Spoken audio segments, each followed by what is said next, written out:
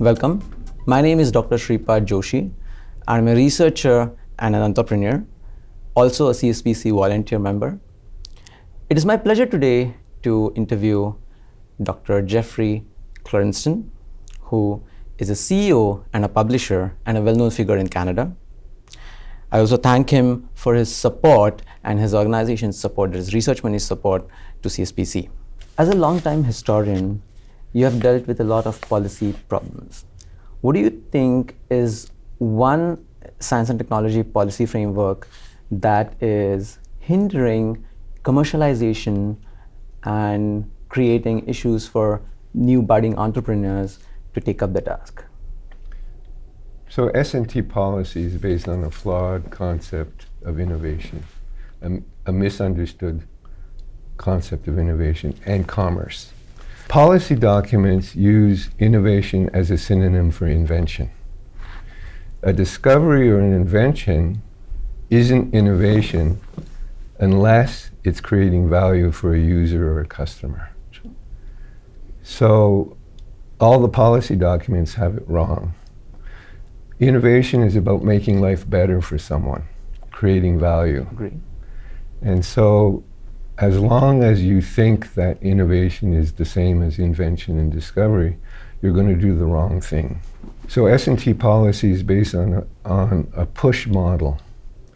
So they think that, so policymakers will fund academic research in the belief that good ideas will automatically be commercialized and lead to commercial outcomes. But that's not how it works. The other thing policy does is they don't support companies that are past the startup stage. They support startups, but if a startup is successful and starts getting customers and revenue, they think, okay, it's fine, it doesn't need our help. But that's not true. So what's happening is companies that are scaling, they tend to sell early, too early. And mostly that ends up going to foreign acquirers. So we're losing IP, we're losing talent, we're losing companies. Even if the consolation prize is that they keep the R&D in Canada, so you get jobs, but jobs is an old metric that's not useful anymore. But policy still is in that space. S&T policy they should support companies past the startup stage. They should support academics who work with industry and who help students prepare themselves to either work in industry or start companies or work for companies. They should support colleges more because colleges do incremental innovation with companies. They're very good at it. That's their whole mandate. And there should be incentives for faculty and students to work with industry and create value for their customers. Jeff, what do you think one cultural mindset that we can bring about in our whole entire ecosystem of innovation, as you said, to bring about a pivotal change for Canadian companies to go global? So I'm going to address culture, mindset, and bureaucracy. That's great. So culture, we have to learn how to listen. And listen to people, find out what they need, what are their pain points, etc. And that's hard for us for a very specific reason. Canada has a lot of rich natural resources, trees, oil, gas, and everyone needs that. So they come to us, can I have some oil, can I have some gas and trees? And all we have to ask is, how much do you want? Israel, Switzerland, countries like that have no natural resources. So what do they have to do? They have to go out in the world and talk to people. Hi, how's life? Are you happy? What's going wrong? Can we help? And so there's a culture of trying to create value for people, listening to people, and that's what we need to cultivate in Canada. It's going to be hard because we're fat and happy and lazy. On mindset, which is very related, we have to cultivate a mindset of helping people, of creating value for people. That's the mindset that we need. And to illustrate that, how hard it will be for Canadians, most Canadians think of a salesperson as trying to dump something on you, trying to force something you don't want. Salespeople want to help. They have very high emotional intelligence, high EQ. They're very empathetic, and they want to help. And it's a skill and an attitude and a mindset that we need to cultivate in our students, in our faculty, in our entrepreneurs, in our government, our regulators. Everyone has to think that way. And on bureaucracy, one of the big things is government, particularly federal government. They have to be able to, the HR process has to change. They have to be able to bring in experts from the private sector and other parts of society who are very, very good, and you have to pay them well. Right now in the federal government, if you reach a certain salary level, you have to manage a team of underlings. You have to manage maybe 50 people or whatever. You want to be able to bring in an expert from the private sector just for their experience and their contacts. They don't want to manage a whole bunch of people, but right now the HR system, there's a level at which you're going to have to be a manager. And you want to be able to bring people who aren't going to be managers, they're going to be internal consultants, people who help do things. So that's one thing. Universities have to change the merit and promotion system so that they support faculty that are working with industry, that are helping students create companies, license IP. Right now they don't. It's just for publications, and so they have to change. So these are bureaucratic changes that have to be made in different institutions. And funding agencies, the tri-councils, right now the way they support colleges is a joke. They have to create a dedicated funding stream for colleges to do what they're good at. Right now, they fit it inside a university funding structure inside NSERC. That's suboptimal. What do you think is the most practical policy move that we can make to integrate the industry and academia together, along with the government, of course, because it's policy? What do you think that is?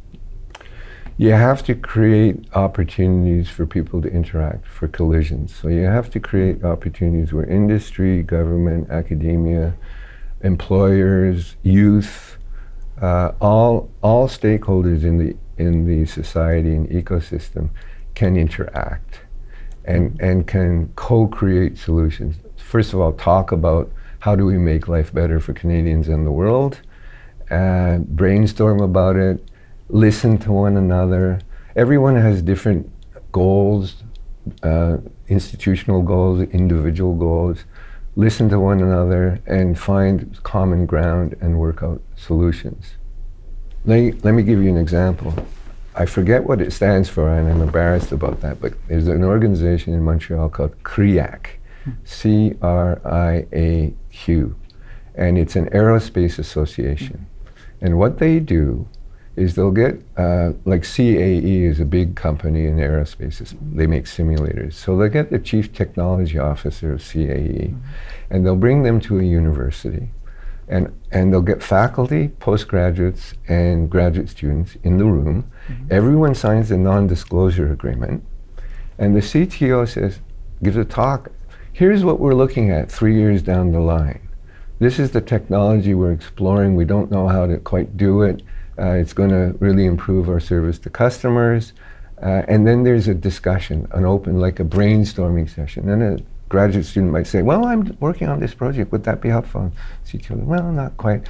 And another faculty member might say, well, I'm working with a student on this problem. Oh, that's really interesting. And then they talk, and then often what happens is an idea for a research project comes. They create a consortium on the spot with some faculty, some students, and the industry, and they work on the problem. So that's an example of what one can do. Another idea that I've had for years, and no one's done it yet, is we have Canada Research Chairs, right? They're very well funded. Universities apply for them, and then what about a Canada Enterprise Chair?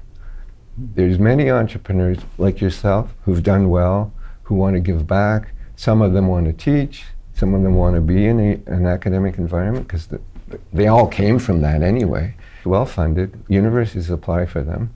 And if they win, they'll have a candidate in mind, and then they become a member of the faculty, and they interact, and they mentor, they teach, and that's another idea. These are ways that policy can help create those collision points between the different parts of the ecosystem that currently are siloed and don't talk to one another, but you create opportunities. Knitting them together. Yeah. With all your experience, what's that one historical lesson that you would want to tell us to take the science and technology policy forward? The historical lesson that we've been ignoring for years and years and years is the fact that successful companies, tech companies particularly, but successful companies, where do they get their ideas? So there's a survey of 1,000 companies saying, where do you get your best business ideas? Mm-hmm. Number one, customers. Number two, employees. Number three, suppliers. Mm-hmm. Down the list in number 7 was universities and research institutes. And we really haven't accepted that fact. So in policy making, we have to stop ignoring our entrepreneurs and ways to help them and connect them with academics in a way. So have you heard of the Magnificent 7 companies on the stock market? So it's Google, Alphabet, Tesla, NVIDIA. There's 7 of them. The only one that was based on university research was Google. It was a postdoc, 2 graduate students doing. Every single other one, no university research. However, being close to a university is very useful because universities provide talent. And I'll tell you a story to illustrate that. About more than 10 years ago, Research Money, we had a conference on commercialization. Mm-hmm. And our keynote speaker was Mike Lazaridis, who was one of the co-CEOs of Research in Motion. And they had been in business for maybe 15 years by then, 10 to 15 years. And they were headquartered outside the University of Waterloo. And in his keynote, he said, in the 10 years that we've been here, we've used 2 pieces of IP from the university in 10 years. Hardly any. But we've hired 500 graduates. He said, commercialization is the feat of the students coming in and working in our company, because they know how to solve problems, they know how to do research, they know how to think, and that's what we need. Thank you for taking time to talk to CSPC, and thank you again. And I really appreciate the valuable lessons that you told us today. Yeah, Research Money has loved being partners with CSPC. CSPC is doing fantastic work. Mehrdad, you're a hero, and we want to continue working with you, and we'll see you at our conference, which we're going to have probably in the first week of June. And we're focusing on health and life sciences this time. Perfect. Thank you again.